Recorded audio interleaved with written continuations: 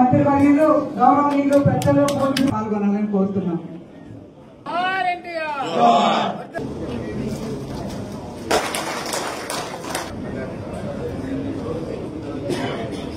చంద్రబాబు నాయుడు గారు నాయకుడని అన్నా ఆయన ఒప్పుకోరు.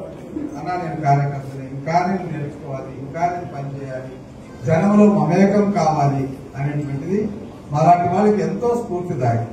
2వ తేదీన నరేంద్ర మోడీ గారి యొక్క అమరావతి పునర్నిర్మాణ సభ విజయవంతం చేయడం కోసం అందులో ప్రతి నియోజకవర్గం నుంచి కూడా పెద్ద ఎత్తున మనందరం కూడా భాగస్వాములు కావాలనేటువంటి ఆలోచనలో భాగంగానే ఈరోజు మన నియోజకవర్గం మేము కూడా రావడం జరిగిందని తెలియజేసుకుంటూ ఉన్నాం.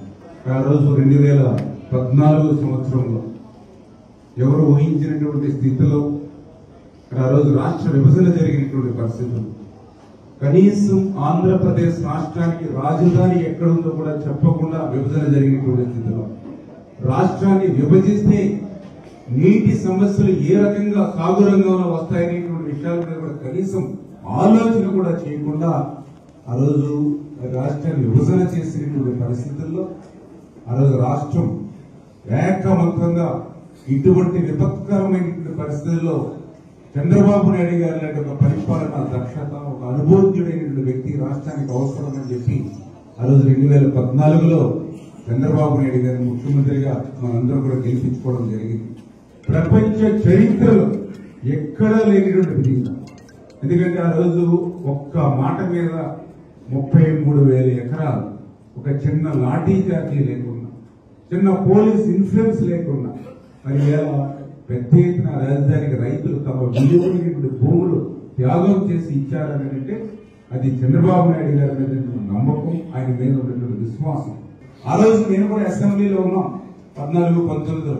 రాజధానికి కనీసం 30,000 ఎకరాలు పైబడి ఉండాలని అసెంబ్లీ సాక్షిగా ఆ రోజు జగన్మోహన్ రెడ్డి చెప్పినటువంటి పరిస్థితి ప్రతిపక్షంలో.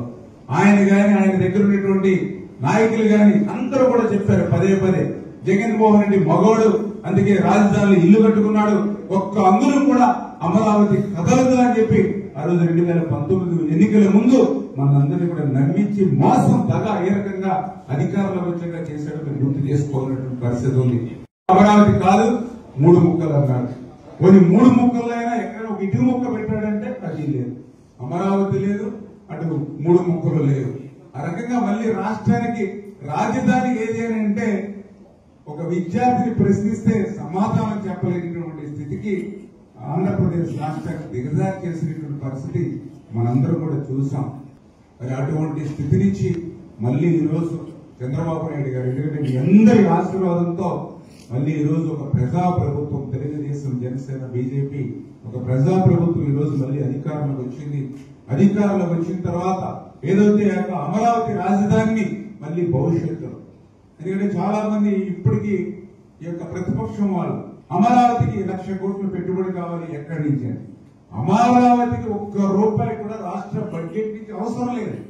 అమరావతి ఒక సెల్ఫ్ ఫైనాన్స్ ప్రాజెక్ట్. అది అమరావతి నుంచే 1,00,000 కోట్లు ఆంధ్రప్రదేశ్ రాష్ట్రానికి వస్తాయి అన్నటువంటి విషయం తెలిసి కూడా ప్రజలను ఏమార్చి మళ్లీ మోసం దగా చేయడానికి, అంటే ఒక్క అబద్ధాన్ని 100 సార్లు చెప్తే అది నిజమవుతుంది అనేటువంటి ఆలోచనతో ఉన్నటువంటి జగన్మోహన్ రెడ్డి ఆయన మొట నిత్యం చేసేటువంటి పని.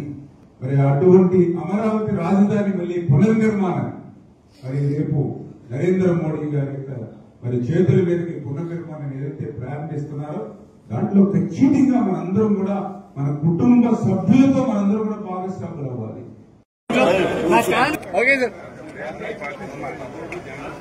చూసారు కదండి, మరి ఈ వీడియో కనుక మీకు నచ్చినట్లయితే ఒక లైక్ కొట్టేసి మీ అభిప్రాయాన్ని కూడా కామెంట్ బాక్స్ లో తెలియజేస్తూ ఇలాంటి ఇంట్రెస్టింగ్ అప్డేట్స్ కోసం మా ఛానల్ ని సబ్స్క్రైబ్ చేసుకోండి.